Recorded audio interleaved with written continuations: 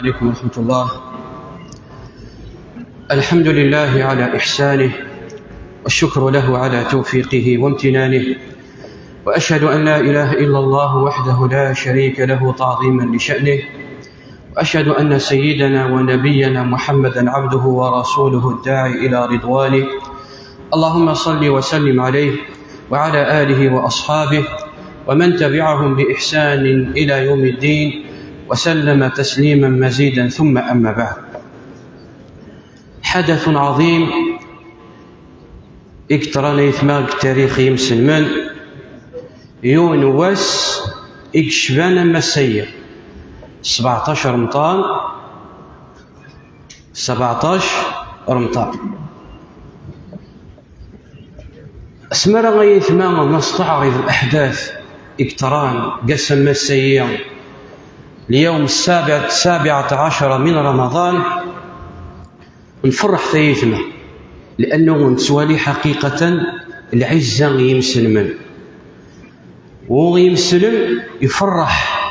تسمى هذه الأمة تمسلمت ثقوى، الأمة تمسلمت يمكن يتربيها، الأمة تمسلمت يسعوزي تربيها. أكان يديوي غنا النيليث وكديوي غنفرح، ولكن في المقابل يثمى أسمر أنظر ونولي أي نقترون الأمة الإسلامية غيثمى حاليا، ونحن في أعز يوم في الإسلام يوم 17 من رمضان. والله غيثمى غنتسرو في ذمنا، وحقيقة يويد يثمى يويد نتسرو في العمرة النار، يويد أنترو في الحال الأمة الإسلامية مما أصابها من ذل وهوان، أقلاق نتعيش يثمى غيون الضعف وافترار التاريخ يمسلمن. ذل وهوان أين يكتروني ويثمثنا في فلسطين. أسمى سيد الشبان هو غزوة بدر الكبرى، ذا سندقيق نصر بين مسلمين، وهو أول معركة في الإسلام، وغسم يسر بالعالمين يوم الفرقان، أن دقيق فرق ربين بين الكفر والإيمان وبين الباطل والحق. وإن صليتنا رب العالمين وأي نصر يثمى، هل هم من قلة وهل هم من كثرة؟ بل العكس. أكنرد نستعرض بعد قليل بعض الأحداث اكتران يثمى غزوة بدر. لكن يثمى أقلاق نتعيش سنين مليار نمسلمن ورنزمير يا عجب ربي لشرذمة قليلة نذين. وصدق رسول الله صلى الله عليه وسلم. أسمار نسلفيث من الحديثين إلى أن النبي عليه الصلاة والسلام يهضرغت في الناس أكثر من 14 القرن، وربي يسعى الميث سالغيب. والحديثين يتحليل الحالة الاجتماعية يمسل من عزاف. أسمار هذه اللي جانا وضربي جانا والنبي ونفرق ويا رسان ونجمعنا في كلمة واحدة. يقال شبح نغير تصلي تربية الإسلامي في الناس أدعى مقدمة غيث ما تمزين تكون إن شاء الله غزوة بدر. يوشك أن تتداعى عليكم الأمم كما تتداعى الأكلة على قصعتها. قالوا أو من قلة نحن يومئذ يا رسول الله؟ قال بل أنتم يومئذ كثير ولكنكم غثاء كغثاء السيل وليقذفن الله في قلوبكم الوهن. قالوا وما الوهن يا رسول الله؟ قال حب الدنيا وكراهية الموت. إنك النبي عليه الصلاة والسلام راح يسيون الوقت أنه الأمم الكافرة أد نجمع نبزد من في الله ونكم تشل سكين ويس الخيرات الودين غير صعيب ذين غير صعيب.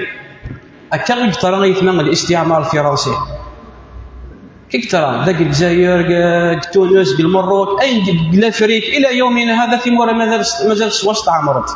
أين ند الخير نص مرة يصلحها غورنص إشبهيت عند النبي عليه الصلاة والسلام إن كم من الذي يجمعنا قلت بصير نسكسوا أذغني في اللاسة تشان الصحابة نعجبا لأنه لنقل القوة ناس يا رسول الله أسمى الذي يسسني الوقت اللي أغسط عمر ناخدشن ذو ذاين ناخذ ذي كريتيا ناخذ الكفار ناس يا رسول الله نكني غني لقى القلة يعني يقدروا يزيدنا يا سلام بل أنتم كثير بل تسلم الكثرة ولكن غثاء كغثاء السيل يعني وسعي مرغ الوزن ايش معنى غثاء السيل؟ غثاء السيل اسمها دياس وحمال دياس وحمال اينين نخفي في تثير في الديريس وليس على التوا يوكنا ذي القيم يثبت وليس على فقال النبي عليه الصلاة والسلام ولا يقذفن في قلوبكم الوهن ودير نو غادي يشكشم ربي نقول وين الوهن شو الوهن يعني الوهن هو الضعف هو الشعور بالضعف هو الشعور بالاحتقار هو الشعور بالذل هو الشعور بالخوف والاضطراب وعلى أنه زميرات نخدموا له الكرام وشو السبب يا رسول الله وما الوهن قال حب الدنيا وكراهية الموت ذا يغي تنشا ذا يغي تتشاني مسلمان ذا يغي تتشاني مسلمان حب الدنيا وكراهية الموت بمعنى أنه غادي الحقيون وسيم سلمن ورسلنا هذا شو ذي الجهاد في سبيل الله والجهاد أين يثمام إلى حقد الوقت أن نسمي المسميات بمسمياتها الأسماء بمسمياتها نوني نسمي ناس الإرهاب لكن ناس نسمي الجهاد في سبيل الله العبادة القلن تحبين الدنيث مينا مثل الجهاد في سبيل الله مستحيل ديال ريمانيس وصدق رسول الله سلم ذي الحديثية صلى الله عليه وسلم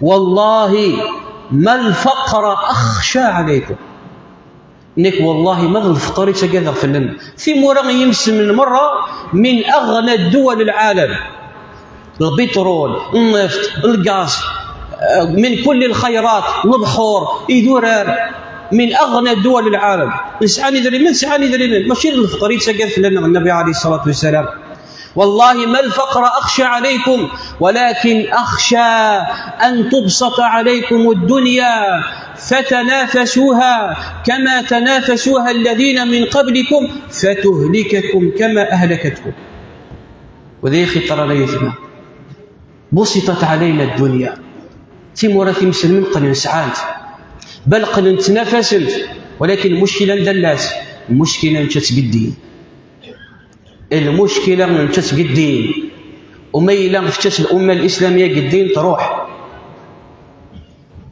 مرد نولي ثيثما سني من مليار مسلمين في مقابل شرذمة قليلة من اليهود ومن أعوانهم الظلمة ذماري كان دويتي طنز مرد نخدموا الذكرى أنا على الميثما قول فيك نتشتق الدين لأن النصر لا يكمن من كثرة والنصر ليس العبرة بالكثرة وإنما النصر يتسليت الإيمان ذيني لا نقوله ون العباد ذي الإيمان يدي تحريك ولهذا الله عز وجل يلوم الصحابة رضوان الله عليهم يوم حنين أن دار نعجبس الكفار نصر فالابتلف من رب العالمين خسرون في بداية المعركة ثم بعد ذلك انصرفوا فإن رب العالمين ولقد نصركم الله في مواطن كثيرة ويوم حنين إذ أعجبتكم كثرتكم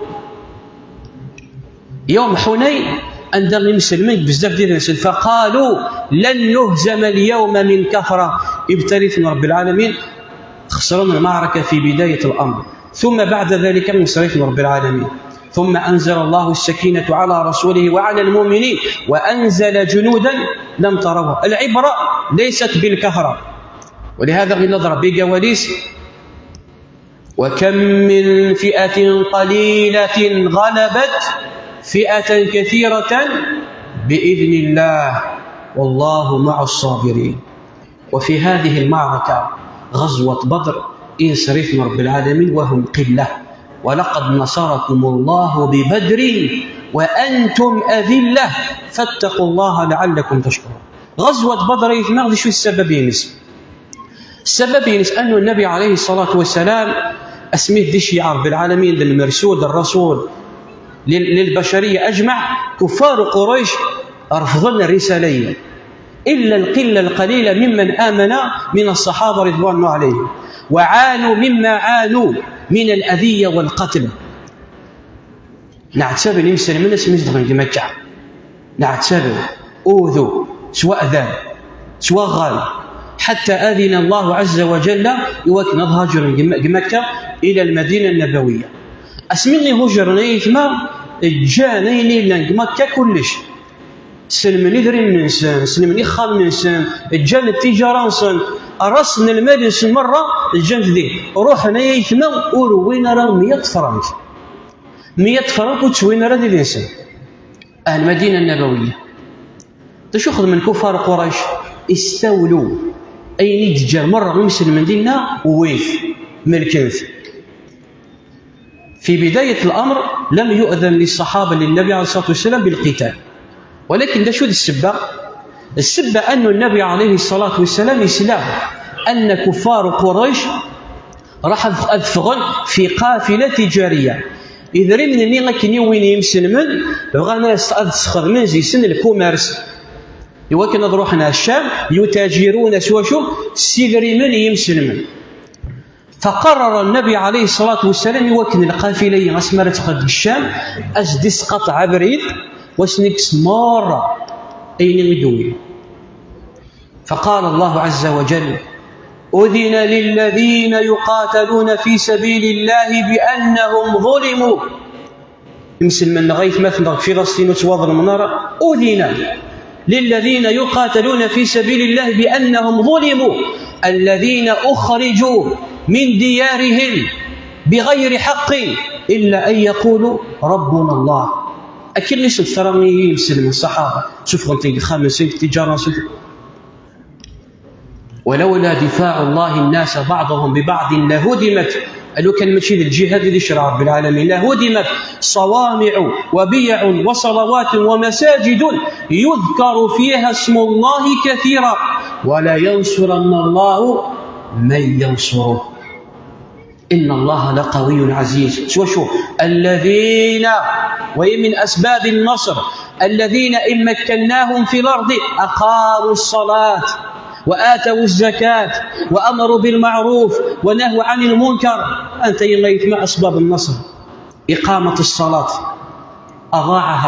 أضاعتها الأمة الإسلامية فخلف من بعدهم خلف أضاعوا الصلاة واتبعوا الشهوات. عند الحال الأمة الإسلامية بالزكاة، اندلق بالأمر بالمعروف، اندلق بالنهي عن المنكر إلى غير ذلك من الأسباب. إلا نجعل إثم رب العالمين يواكن هذه ينصر الإسلام يسلم. يقرر النبي عليه الصلاة والسلام يواكن الناس نديس قطع عذرية باش كسنيكس مرة غيلي دويدين إيش يعسين يمسلمن يتحروا القافلة غنديس الحق وقاش حال دير الإنسان روح نسين من الصحابة ديال ربي في اللسان لحقند وفهمت ان الحقن ده يوم كان قاش حال دير الانسان ب40 ديال الانسان الحق ويسمع خبر النبي عليه الصلاه والسلام. ابو سفيان إلان من احد ساده قريش إلان القائد ديوان القافليه ولا ذكي. ابو سفيان عرف عليه الذكاء والفطنه الحق ده يوم كان تفطن لذلك شو غيث معه يوفى اكرمكم الله كاين ناس نقارن اثنين فضلات البعير مي وفق مكلي فضلات البعير يدي مثل تكاين وفرنا يعقاين تسمر نوى تمر وأي تمر المدينة تفريق ليث منوني وزيك عن من ذا نوي تسمر المدينة ذا نوي تسمر مكة ذا نوي تسمر فلان شو عقلني نسمر ذي عالم ذا شوف ونسأل إذ مدح عقلني نسمر فقال هذا تمر يثرب الناس ويد تسمر ذي عقاين يثرب بشو نديوين هذيلا. ففطن إفاق أن النبي عليه الصلاة والسلام يسدد سيس قطع فغير الطريق بدل ذي الدور هذه الحقها بدر يسونجي غابرين باش كان يلحق على المدينة يسلك. فأنقذ القافلة. النبي عليه الصلاة والسلام يلحق يثرب، يفاء أبو سفيان يروح، ولكن أبو سفيان واش يخدم؟ ومع ذلك استنجد بقريش، يشي عيون المرسول يوكل سنين غير قريش أثنى القافلة نون في خطر، أرواح يوكل أتسلك مسيد. أسمع من كفار قريش سهيين ديما نسن الحرب يوكلنا دسم هذا نغند النبي عليه الصلاة والسلام. شوف يثنى سبحان الله سبحان الله سبحان الله. أكن شيء مرة مترى بلا ما تفقل. النبي عليه الصلاة والسلام علمنا واحد سريد الحرب لأنه اسمي دفاع قال المدينة النبوية، قال لي اسمه روحنا القافلة النكاح. الناس من الصحابة وين يبغى نادي الدون وين يبغى نوريت الدار. لو كان عالم منذ الحرب لو كان الدان مرة ونوانا رستروا الحرب. شحال ديال سند فغل 317 رجل. شحال من الصحابة قيموا المدينة النبوية. اشو درنا رب العالمين؟ ولو تواعدتم لاختلفتم في الميعاد ولكن ليقضي الله أمرا كان مفعولا. الناس لو كانت تتفق الحرب لو كانوا ثملقة مرة، ولكن ربي يبغى عندي سملقة. هي ديما ناس كفار قريش لهذه المعركة. قيم الكلام في السواعد كان يلحق الخبر أنه أبو سفيان خلاص القافلة راح تسلك. فرحان شرم كفار قريش ناس مادام تسلك خلاص. إيوا شو غندير؟ ما نغنكليك الحربين. اكرك أبو جهل. شوف أمر قضاه الله عز وجل، كل شيء بقدر الله عز وجل وحكمته.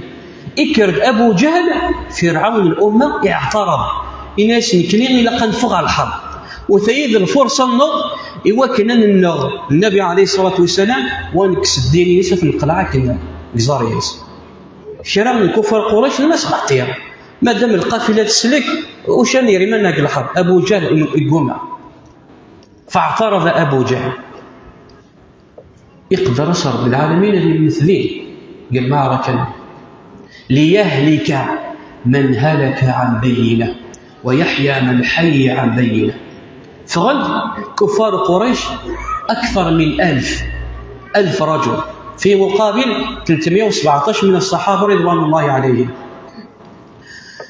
اسمين تشدوا الفغند النبي عليه الصلاة والسلام يسمع إسلام الخبر الحقص الخبر أنه كفار قريش شدون يواكن هذا النغن وحيد النبي صلى الله عليه وسلم. بالوقت اللي يسمع زين علمنا راح أنه يا إما غد ملقنا عذاب يا إما غد قلنا الفير اللي دروس ديال الإنسان. شو يخدم النبي عليه الصلاة والسلام؟ يشاور الصحابة غادي يضرب به في اللسان. دا شو تسنين أنكمل نغذي الإنسان نغنقل ثمرة النوم. يقرصنا النبي عليه الصلاة والسلام أشيروا علي أيها الناس. ذنبي للقائد إنسان ومع ذلك من شوارثه. طيب إن شاء الله تنج النتائج الدروس العبر يقدر سيدي تدوم. إناش في كمية الرأي أشيروا علي أيها الناس. اكرد أبو بكر عمر وعلي وعثمان من المهاجرين قالوا فأحسنوا الكلام. أحضرت إمسلين العالي ننس واحد ذي اللغة روح أقلق ذي يا رسول الله. وقام رجل من المهاجرين لأنه كثر بعث النير لأن المهاجرين لأن الأنصار. فقال المقداد بن عمرو رجل من صحابة المهاجرين قال يا رسول الله امضي لما أراك الله فنحن معك والله لا نقول لك كما قالت بنو إسرائيل لموسى اذهب وأنت وربك فقاتلا إنا هاهنا قاعدون، ولكن يا رسول الله نقول لك اذهب أنت وربك فقاتلا إنا معكما مقاتلون. يا رسول الله والله لو سرت لنا هذا البحر لسرناه معك. اعفيس النبي عليه الصلاة والسلام الناس راح يعفو ربي شكره وأثنى عليه. ومع ذلك قرص أشيروا علي أيها الناس كميد الرأي ويبغى الرأي المهاجرين، يبغى الرأي الأنصار. إيوا شو رأيتنا الأنصار اسميدو سنة مكة ننصر واحد ثموثنا أكن ننصر سموا أنصار لأنه ننصر ننصر من بين البنود الشروط كان شروط أنه أكن ننصر ذا كان المدينة خارج المدينة وسيطر الحق فلنا أكن ننصر ترى نوني فغنت خارج المدينة يعني الشرط نيا زمان الدين الناس إنه كنصر راكني ذي لأنه نفكيك دلوعد ذاك النصر داخل المدينة.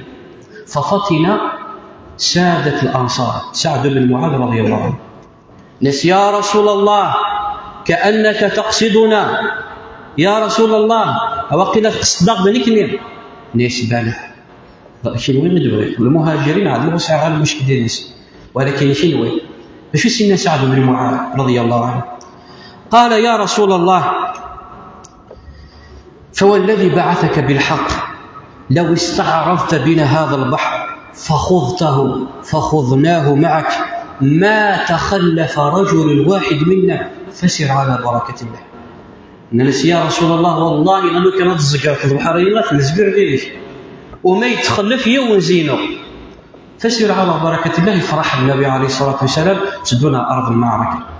بعض المواقف على عجالة في أرض المعركة يلحقنا ردنا إفكيس الحباب بن المنذر إفكيس النبي عليه الصلاة والسلام يوم الراي لأنه تبغى يصطادي يوث الجهة الناس يا رسول الله الجهة اللي ديرت أنا قال ما إلا ربي يقدي وحاب الناس النبي عليه الصلاة والسلام خاطي ضريك الناس ما لم الجهة اللي ديرت الناس مصطادي مكانك فنسيطر على آبار بدر اللي بدنا البيور الناس إلى قليلين نكلم نسيطر باش كنت الجماعة كفار قريش يوكل السول زي سبيلنا.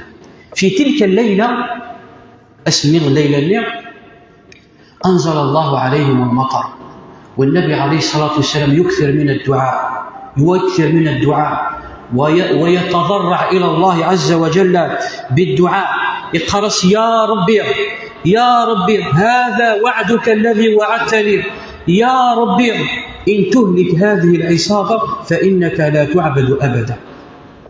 ادعوا مثل الصحابة يا رسول الله ألححت كثيرا على ربك يا رسول الله ألححت كثيرا على ربك. قال ليلة النيم إيش يعصم ربي لهوى إذ يغشيكم النعاس وعليكم أمنة وأنزل عليكم المطر كليدنا رب العالمين جوانيس إيش يعصم ربي لهوى السكينة شو اسم ذي الشيء رب العالمين أخذهم النعاس إويث الندى إينن مرتاحين القلب والبال لأنه الغالب يثمى العبد أسمر في عدم راح يسعى الشغل سكويا وذي لي مهم نكني غير نغكان مرة تعلم تسكن صحيح تريد ذم سفر صحيح السفر ومكن لنا نبعاد ود القرب السفر السيدي لاني قرب سدوتها الحج حكتني بالحج بس الحج مهم جدا ما إلا تروح يحضر فيوني قرار آخر شو راك تخدمت ولكن أتسكر تسبيان الصباح أتريق لك الرباي وتوصيتي مولانيك وتوصيت الدريانيك باش كي تروح على الموعدين وتنسون زقوم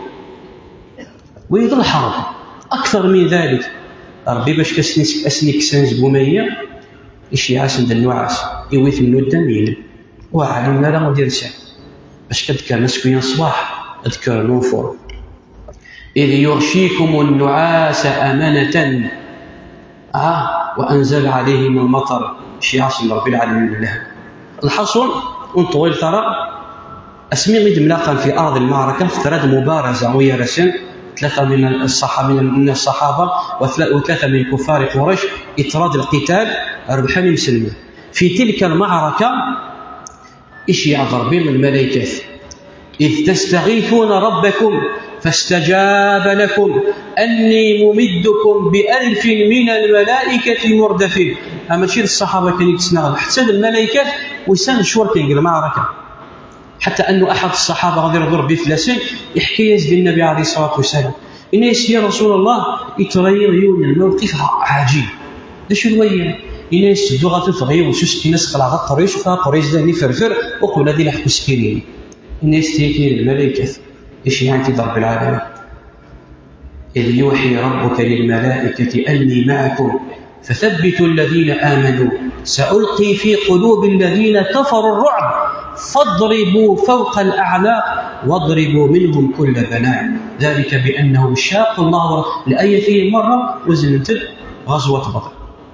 النتيجة انتصر المسلمون كفار قريش الأولى ومات 14 من الصحابة رضوان الله عليهم. المعركة يموتن 14 من الصحابة. شحال يموت من كفار قريش؟ يموتن 70. فكانت أول نصر للإسلام والمسلمين. أقل غاية 17 من رمضان حدث عظيم مر على المسلمين مثلنا من سمسفن دينا موتى جوعى عطشان سنين مليار دي مسلمين لكن الشعوب ما علينا إلا الدعاء ولكن الحكام ساعة مثل مسؤولية القرآن. الحكام لا يكفي لهم الدعاء وسيقل عذر الدعاء. النبي عليه الصلاة والسلام يرفض يفسنس رب العالمين يدعى ولكن يسبب للجهاد. ثانيا المعركة غزوة بدر الكبرى. غزوة بدر الكبرى ساعة دروس العبر أدنى سفير إن شاء الله يقدر سيدي يسدون إن شاء الله أدنى وثيثنا باش ندير الدروس العبر أراد نكس بإذن الله تبارك وتعالى أراد نسفير غزوة بدر. أسأل الله العظيم أن يمن علينا وأن يردنا إلى دينه ردا جميلا وأن ينصر إخواننا المستضعفين في فلسطين. أقول ما تسمعون أستغفر الله لي ولكم وأصلي وأسلم على نبينا محمد وعلى آله وصحبه أجمعين.